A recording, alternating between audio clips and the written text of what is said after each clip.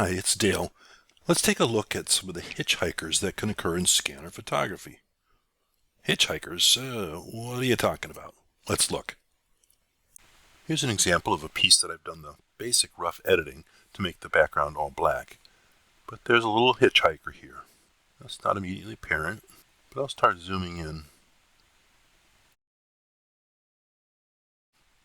It's a pretty small little guy. Zooming, zooming, zooming, and there it is. Now you'll see he's got some colors around it. That's because he was moving, she, while the scan was taking place. And the scan records each of the different primary colors, RGB, and, well, he was moving in the midst of that scan. So this one's kind of innocent because he's not on top of a flower, so no harm, no foul. I can just delete him and bingo, everything's fine. But that's not always the case. Here's an example where the insect did cause a little bit of harm. This is a beautiful cardinal flower. I just love the rich, rich reds. And kind of same thing. This one has been mostly cleaned up, editing it outside all black, but not 100% done.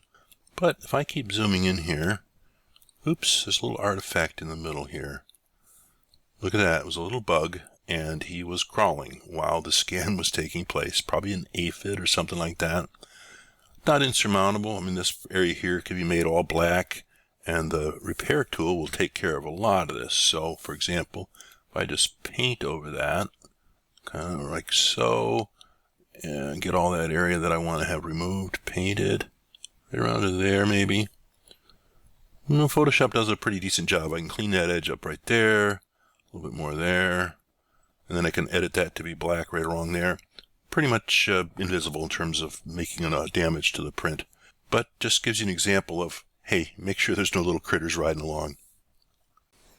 Here's an example from a completely finished work, one that I call mirrored hosta.